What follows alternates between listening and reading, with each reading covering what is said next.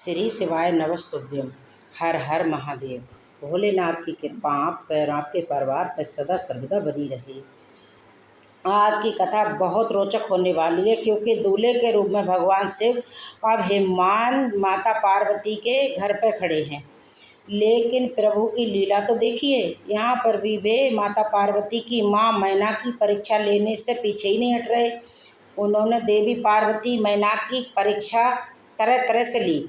उन्हें तरह तरह के रूप दिखा के उनकी परीक्षा लेके उनका मन जानना चाहा कि देखें वो अब भी मुझे अपनी पुत्री के पति के रूप में स्वीकार करती हैं या नहीं करती हैं।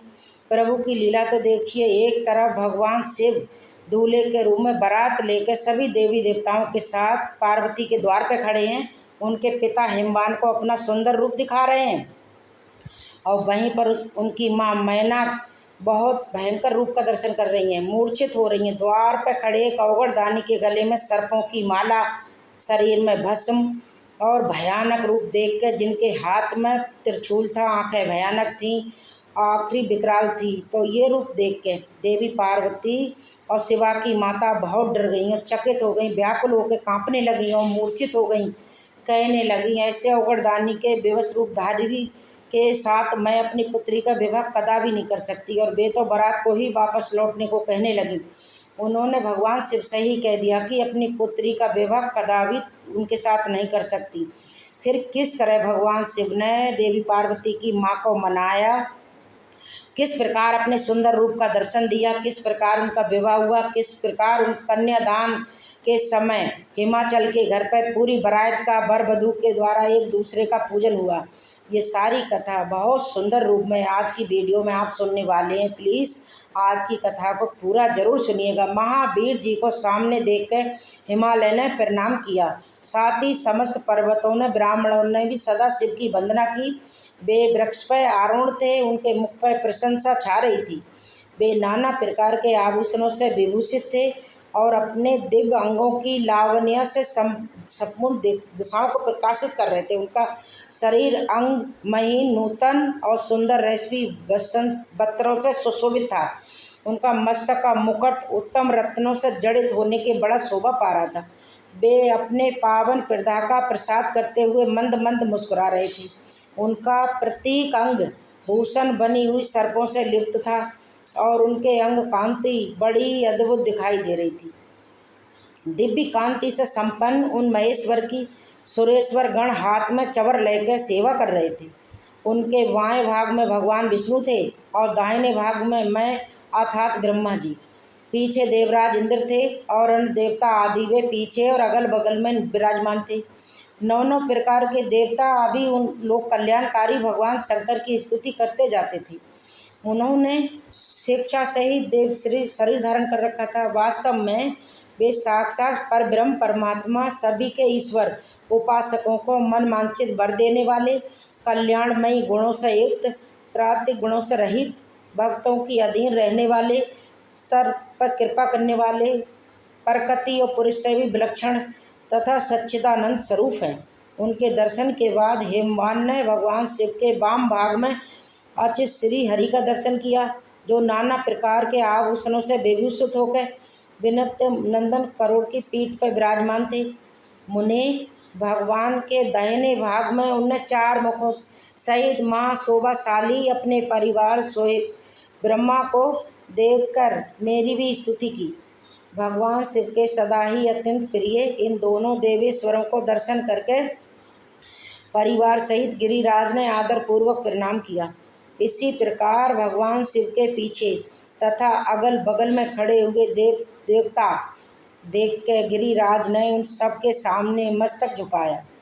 फिर शिव जी की आज्ञा से आगे होकर हिमवान अपने नगर को गए। उनके साथ महादेव जी, भगवान विष्णु तथा स्वयंभू ब्रह्मा जी मुनियों देवताओं सहित शीघ्रता पूर्वक चलने लगे। हे मुने, उस अवसर पर मैना के मन में भगवान शिव के दर्शन करने की इच्छा हुई, इसलिए उन्होंने तुम्हें बुलवाया। उस समय भगवान शिव से प्रेरित होकर उनका हार्दिक पूर्ण करने की इच्छा से तुम वहाँ गए। मैना तुम्हें प्रणाम करके इस प्रकार कहने लगी, हे मुने, गिरिजा के होने वाले पति को मैं देखूंगी। शिव का कैसा रूप है जिसका मेरी बेटी ने इतनी तपस्या की है। उस समय भगवान शिव भी मैना के भीतर के अहंकार को जानकर श्री विष्णु और मुझसे अद्भुत लीला करते हुए इस प्रकार बोले। शिव कहने लगे, तात आप दोनों मेरी आज्ञा से देवताओं सहित अलग अलग होकर गिरिराज के द्वार पर चलें, हम पीछे से आएंगे। ये सुनकर भगवान श्री हरि ने सब देवताओं को बुला के वैसा करने के लिए कहा। शिव जी के चिंतन में तत्पर रहने वाले देवताओं ने शीघ्र ही वैसा व्यवस्था करके उत्सुकता पूर्वक वहाँ से पृथक पृथक यात्रा के लिए मुनि, मैना अब भी घर के सबसे ऊपरी भवन में तुम्हारे साथ खड़ी थी। उस समय भगवान विश्वेश्वर ने अपने को ऐसे वेशभूषा में दिखाया जिससे मैना के हृदय को ठेस पहुँचे। सबसे पहले बारात में विविध वाहनों पर विराजित खूब सजे धजे बाजे गाजे के साथ पटाखा फहराते हुए वसुवादी गंधर्व आए, फिर मणिगिरीवादी यक्ष, फिर क्रमशः यमराज, नैति, वरुण, वायु, कुबेर, ईशान, देवराज, इंद्र, चंद्रमा, सूर्य, भृगुवादी ब्रह्मा आए। ये सब एक से विशेष सुंदर शोभा में रूपगण से संपन्न थी। इनमें से प्रत्येक दल के स्वामी को देख के मैंने पूछती थी, क्या यही शिव हैं? नारद जी कहते, ये तो शिव के सेवक हैं। मैंने ये सुन के बड़ी प्रसन्न होती और हर्ष में भर के मन ही मन खुद से कहती कि ये उनके सेवक ही इतने सुंदर हैं, तब तो वे सबके स्वामी शिव पता नहीं कितने सुंदर होंगे। इसी बीच में वहाँ भगवान विष्णु पधारे। वे संपूर्ण शोभा से श्रीमान न्यूतन जल भर के समान शांत, चार भुजाओं से सुशोभित थे। उनका लावण्य करोड़ों गंधर्वों को लज्जित कर रहा था। वे पीताम्बर धारण करके अपने शैत प्रभा से प्रकाशित हो रहे थे। उनके सुंदर नेत्र प्रफुल्ल कमल की शोभा को छीन ले रहे थे।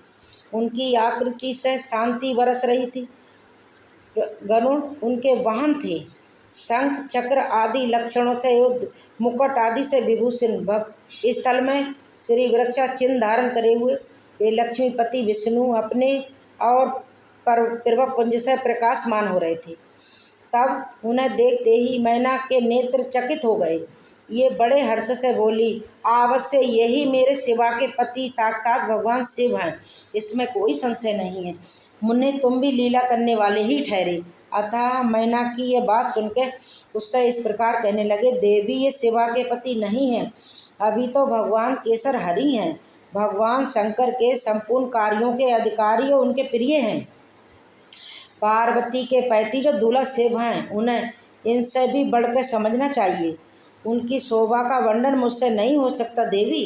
वे ही संपूर्ण ब्रह्मांड के सर्वेश्वर तथा स्वयं प्रकाश परमात्मा हैं।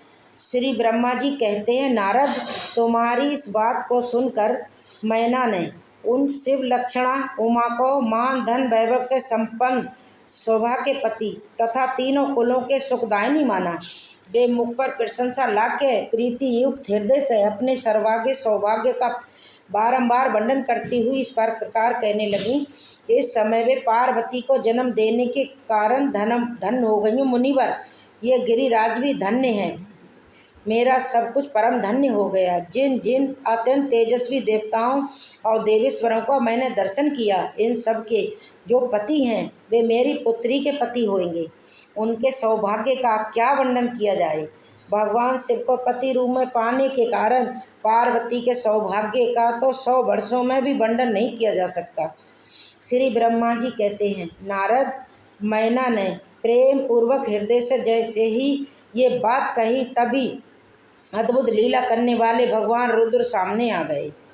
तात उनके सभी गण अद्भुत मैना के अहंकार को चूर्ण करने वाले, क्योंकि उस समय मैना अपने अहंकार में भरी हुई रुद्र के स्वरूप के बारे में चिंतन कर रही थी। और ये बात एकदम सत्य है कि भोलेनाथ अपने भक्तों की मन में अहंकार को कभी स्वीकार नहीं कर सकते। जिस भक्त के मन में अहंकार है वो कभी भोलेनाथ भक्त नहीं हो सकता। तब भगवान शिव अपने आप को माया से मोहित निर्विकार दिखाते हुए वहाँ आए। मुनि उन्हें आया जानकर तो मैना को शिवा के पति के दर्शन कराते हुए उनसे इस प्रकार कहा, सुंदरी देखो, ये साक्षात भगवान शंकर हैं, जिनकी प्राप्ति के लिए शिवा ने वन में बड़ी भारी तपस्या की है। नारायण नारायण। तुम्हारे ऐसा कहने पर मैना ने बड़ी प्रशंसा के साथ अद्भुत आकार वाले भगवान महेश्वर की ओर देखा। वे स्वयं तो अद्भुत थे ही, उनकी अनुचर भी बड़े अद्भुत थे।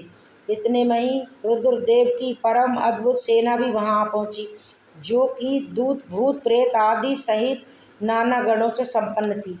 उनमें से कितने ही बवंडर का रूप धारण करके आए, कितने ही पट्टाका की मरमर ध्वनि की सिद्ध कर रहे थे। किन्हीं के मुख टेढ़े थे तो कोई अत्यंत क्रूर भयानक दिखाई दे रहा था। कुछ बड़े विकराल थे। किन्हीं का मुंह दाढ़ी मूछ से भरा हुआ था, कोई लंगड़े थे तो कोई अंधे थे, कोई दंड और पांच धारण करे हुए थे तो किन्हीं के हाथर में मुदगर थे। कितने ही अपने वाहनों को उल्टा चला रहे थे। कोई सींग, कोई डमरू, कोई कोमुख बजा रहे थे। गणों में से कितनों के मुंह ही नहीं थे, कितनों के मुख पीठ की ओर लगे थे, बहुत सारे मुख भी थे। इस तरह कोई बिना हाथ के थे और किन्हीं के हाथ भी उल्टे लगे हुए थे। कितनों के तो बहुत सारे हाथ थे, कितने ही नेत्रहीन, और किन्हीं के बहुत सारे नेत्र थे, कितनों के तो थे ही नहीं, किन्हीं के बहुत खराब थे। किन्हीं के कान नहीं थे, किन्हीं के बहुत सारे कान थे। इस तरह सभी गण नाना प्रकार की वेशभूषा धारण करे हुए थे। प्रात वे वृत्त आकार वाले अनेक प्रबल गण बड़े वीर और भयंकर थे, उनकी कोई संख्या नहीं थी। मुने, तुमने अंगुली द्वारा गणों को दिखाते हुए मैना से कहा, वरानने, तुम पहले भगवान हर के सेवकों को देखो, फिर उनका भी दर्शन कर लेना। उन असंख्य भूत प्रेत आदि गणों को देखकर मैना तत्काल भय से व्याकुल हो गई। उन्हीं के बीच में भगवान शंकर भी थे, जो निर्गुण होते हुए वे पर गुणवान थे, जो वृक्ष पर सवार थे। उनके 5 मुख थे और प्रत्येक मुख में 3-3 नेत्र। उनके सारे अंगों में विभूति लगी हुई थी, जो उनके भूषण का काम देती थी। मस्तक पर जटाजूट और चंद्रमा का मुकुट, 10 हाथ और उनमें से एक में कपाल लिए हुए, शरीर पर बागंबर का दुपट्टा और हाथ में पिनाक और त्रिशूल, आंखें भयानक, आकृति विकराल, हाथी की खाल का वस्त्र। ये सब देखकर शिवा की माता बहुत डर गई, चकित हो गई, व्याकुल होकर कांपने लगी और उनकी बुद्धि चकरा गई। उस अवस्था में तात तुमने अंगुली से दिखाते हुए उनसे इस प्रकार कहा, देवी, सामने देख रही हो ना, यही है भगवान शिव। तुम्हारी ये बात सुनकर मैना दुख से भर गई और हवा के झोंके खाकर गिरी हुई लता के समान तुरंत धरती पर गिर पड़ी। वे कैसा विपरीत प्रसन्न है, मैं दुराग्रह में पड़ के थकी गई। ऐसा कहकर मैना उसी क्षण मूर्छित हो गई। फिर सखियों ने जब उनको 9 प्रकार के उपाय करके उनकी समुचित सेवा की, तब कहीं जाकर गिरिराज प्रिया मैना धीरे धीरे होश में आई। श्री ब्रह्मा जी कहते हैं, नारद, जब हिमाचल प्रिया सती मैना को चेत हुआ, तब वे अत्यंत शुद्ध होकर विलाप और तिरस्कार करने लगी। पहले तो उन्होंने अपने पुत्रों की निंदा की, इसके बाद वे तुम्हें और अपनी पुत्री को दुर्वचन सुनाने लगी। मैना कहने लगी कि मुने, पहले तो तुमने ये कहा कि शिवा शिव का वरण करेगी, पीछे मेरे पति हिमवान का कर्तव्य बताकर उन्हें आराधना पूजा में लगाया, परंतु इसका इखात फल क्या देखा गया? विपरीत और अनर्थकारी। दुर्बुद्धि देवसी, तुमने अदम नारी को हर तरह से ठग लिया। फिर मेरी बेटी ने ऐसा व्रत किया जो मुनियों के लिए भी बड़ा कठिन था। उसकी उस तपस्या का ये फल मिला जो देखने वालों को भी दुख में डालता है। हाय, मैं क्या करूं, कहाँ जाऊं, कौन मेरे दुख को दूर करेगा? मेरा कोई आदि नष्ट हो गया, मेरे जीवन का भी नाश हो गया। कहाँ गए वे दिव्य ऋषि? पाल, मैं उनके दाढ़ी मूछ नोच लूँ। वशिष्ठ की वो तपस्विनी पत्नी बड़ी दूरता है, वो स्वयं इस विवाह के लिए अगवा बन के आई थी। ना जाने किन किन के अपराध से इस समय मेरा सब कुछ लुट गया। ऐसा कहकर मैना अपनी पुत्री शिवा के ओर देखकर उन्हें भी कटु वचन सुनाने लगी। कहने लगी कि अरे दुष्ट लड़की, तूने ही ये कौन सा कर्म कर डाला जो मेरे लिए इतना दुखदायी सिद्ध हुआ है? तो दुष्टा ने स्वयं ही सोना देकर कांच खरीदा है, चंदन छोड़ के अपने अंगों में कीचड़ का ढेर पोत लिया। हाय हाय, हंस को उड़ा के तूने पिंजड़े में कौवा पाल लिया, गंगा जल को दूर फेंक कर कुएं का जल पी लिया, प्रकाश पाने की इच्छा से सूर्य को छोड़ के प्रयास पूर्वक तुमने जुगनू को पकड़ा है। पुत्री, चावल छोड़ के भूसी खा ली तुमने, घी फेंक के तेल का भोग लगा लिया, सही का असर छोड़ के श्यार का सेवन किया, ब्रह्म विद्या छोड़ के कुछ सुख गाता का सेवन किया। बेटी, तूने तो घर में रखी हुई यश की मंगलमयी विभूति को दूर हटा के चिता की अमंगलमयी राख को पल्ले से बांध लिया, क्योंकि समस्त श्रेष्ठ देवताओं और विष्णु आदि परमेश्वरों को छोड़ के अपनी कुबुद्धि के कारण शिव को पाने के लिए ऐसा तप किया।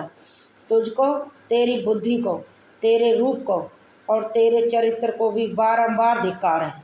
तुझे तपस्या का उपदेश देने वाले नारद को और तेरी सहायता करने वाली दोनों सखियों को भी धिक्कार है। पुत्री, हम दोनों माता पिता को भी धिक्कार है जिन्होंने तुझे जन्म दिया। नारद, तुम्हारी बुद्धि को धिक्कार है। सुबुद्धि देने वाले उस सत ऋषियों को भी धिक्कार है। तुम्हारे कुल को धिक्कार है, तुम्हारे क्रिया दक्षता को धिक्कार है, और तुमने जो कुछ किया उस सब को धिक्कार है। तुमने तो मेरा घर ही जला दिया, ये तो मेरा मरण ही है। ये पर्वतों के राजा आज मेरे निकट आए, सप्तऋषि लोग स्वयं मुझे अपना मुंह न दिखाएं। इन सब ने मिलकर क्या सादा मेरे कुल का नाश करा दिया। हाय, मैं बांझ क्यों नहीं हो गई, मेरा गर्भ गल क्यों नहीं गया, मैं अथवा मेरी पुत्री मर क्यों ना गए, अथवा राक्षस आदि ने भी आकाश में ले जाकर इसे खा क्यों नहीं डाला। अब आप सभी खुद आंखें बंद कर माता मैना के क्रोध का अंदाज़ा लगाइए कि इस समय माता मैना कितनी क्रोधित हो रही हैं। खुद अपनी पुत्री से इस प्रकार कहने लगी, पार्वती, आज मैं तेरा सिर काट डालूंगी, परंतु इस शरीर के टुकड़े लेके भी मैं क्या करूंगी। हाय हाय, तुझे छोड़ के मैं कहाँ चली जाऊं, मेरा तो जीवन ही नष्ट हो गया। शिव ब्रह्मा जी कहते हैं, नारद, ये कह के मैना मूर्छित होकर पृथ्वी पर गिर पड़ी। शोक रोष शादी से व्याकुल होने के कारण वे अपने पति के समीप नहीं गई। देवसी, उस समय सब देवता क्रम सैन के निकट गए। सबसे पहले मैं पहुंचा। मुनि श्रेष्ठ, मुझे देखकर तुम स्वयं मैना से बोले। तब नारद ने कहा, तुमने कहा पतिव्रते, तुम्हें पता नहीं है, वास्तव में भगवान शिव का रूप बड़ा ही सुंदर है। उन्होंने तो लीला से ऐसा रूप धारण कर लिया है। नारायण नारायण, ये प्रभु का अर्थात रूप नहीं है मैना, इसलिए तुम क्रोध छोड़ के स्वस्थ हो जाओ, हठ छोड़ के विवाह का कार्य करो और अपने सेवा का हाथ शिव के हाथ में दे दो। तुम्हारी ये बात सुनकर देवासी मैना तुमसे कहने लगी, देवासी, यहाँ से चले जाओ, उठो और यहाँ से अभी चले जाओ, तुम दुष्टों अधर्मों के शिरोमणि हो। मैना के ऐसा कहने से मेरे साथ इन रागे सभी देवता और दिक्पाल क्रमशः आकर इस प्रकार कहने लगे, पितरों की कन्या मैंने, हमारे वचनों को प्रशंसा पूर्वक सुनो। ये शिव निश्चय ही हम सबसे देवता हैं और सभी को उत्तम सुख देने वाले हैं। आपकी पुत्री के अतिरिक्त 2 सह तप को देखकर इन भक्त बंसल प्रभु ने पूर्वक उन्हें दर्शन और श्रेष्ठ वर दिया था। ये सुनकर मैना ने देवताओं से बारंबार अत्यंत विलाप करके कहा, शिव का रूप बड़ा भयंकर है, मैं अपनी पुत्री उन्हें नहीं दे सकती। आप सब देवता प्रपंच करके मेरी इस कन्या का उत्कृष्ट रूप को व्रत करने के लिए तैयार हैं। मुनीश्वर, उनके ऐसा कहने पर वशिष्ठ आदि सप्तऋषियों ने फिर से वहाँ आकर ये बात कही, पितरों की कन्या, ये गिरिराज की रानी मैंने, हम लोग तुम्हारा कार्य सिद्ध करने के लिए यहाँ आए। जो कार्य सर्वथा उचित और उपयोगी है उसे तुम्हारे हट के कारण हम ऐसे कैसे मान लें। भगवान शंकर का दर्शन सबसे बड़ा लाभ है। वे दान पात्र होकर स्वयं तुम्हारे घर पधारे। उनके ऐसे कहने पर ज्ञान दुर्बला मैना ने उनकी बात मिथ्या कर दी और रुष्ट होकर उनसे कहने लगी, मैं शस्त्र आदि से अपनी बेटी के टुकड़े टुकड़े कर डालूंगी, लेकिन उस शंकर के हाथ में कदापि नहीं दूंगी। तुम सब लोग इसी क्षण मेरी नज़रों से दूर हट जाओ, किसी को मेरे पास नहीं आना चाहिए। इस प्रकार ऐसा कहके अत्यंत दुर्बल होकर विलाप करके मैना मौन हो गई। मुनि वहाँ उठकर इस प्रकार रूप को देखकर, उनके इस क्रोध को देखकर हाहाकार मच गया। तब हिमालय अत्यंत व्याकुल होकर वहाँ आए और मैना को समझाने के लिए प्रेम पूर्वक दर्शाते हुए कहने लगे। हिमालय ने कहा, प्रिय मैंने, मेरी बात सुनो, तुम इतनी व्याकुल क्यों हो गई? देखो तो कौन कौन से महात्मा तुम्हारे घर पधारे हैं। तुमने इनकी निंदा क्यों की? भगवान शंकर को तो तुम जानती हो, किंतु नाना नाम रूप वाले शंभू के निकट रूप देख के घबरा गई हो। मैं शंकर जी को मुझे बहुत अच्छे से जानता हूँ। मैं शंकर जी को भली भांति जानता हूँ, क्योंकि वे ही सभी के प्रति पालनहार हैं, पूजनियों के पूजनी हैं तथा अनुग्रह और मिथ्या करने वाले हैं। निष्पाप प्राण देवी, हट मत करो, मानसिक दुख छोड़ो, सिरते शीघ्र उठो और ये सब कार्य करो। पहली बार विकट रूपधारी शंभू ने मेरे द्वार पर आकर जो नाना प्रकार की लीलाएं की थी, मैं उनका आज तुम्हें सिमरन दिला रहा हूँ। उनके इस परम महात्म को देख और समझ के उस समय मैंने और तुमने उन्हें कन्या देना स्वीकार किया था। प्रिय, अपने उस बात को प्रमाण मार के सार्थक कर दो। इस बात को सुनकर शिवा की माता मैना हिमालय से बोली, नाथ मेरी बात सुनो, और सुनकर आपको वैसा ही करना चाहिए। आप अपनी पुत्री पार्वती के गले में रस्सी बांधकर इसे बेगट के पर्वत से नीचे गिरा दीजिए, परंतु मैं इसे हर के हाथ में कभी नहीं दूंगी। अथवा नाथ, अपनी इस बेटी को ले जाकर निर्दय का समुद्र में डुबो दीजिए। गिरिराज, ऐसा कहकर आप पूर्ण सुखी हो जाएंगे। स्वामी, अगर विकट रूपधारी रुद्र को मेरी पुत्री दोगे तो निश्चय ही मैं अपना शरीर त्याग दूंगी। मैना ने जब हठपूर्वक ऐसी बात कही, तब पार्वती स्वयं आकर रमणी वचन कहने लगी, माँ, तुम्हारी बुद्धि तो बड़ी सुकारक थी, इस विपरीत कैसे हो गई? धर्म को कैसे छोड़ रही हो? ये रुद्रदेव सबके उत्पत्ति के कारण भूत साक्षात ईश्वर हैं, इनसे बढ़कर दूसरा कोई नहीं है।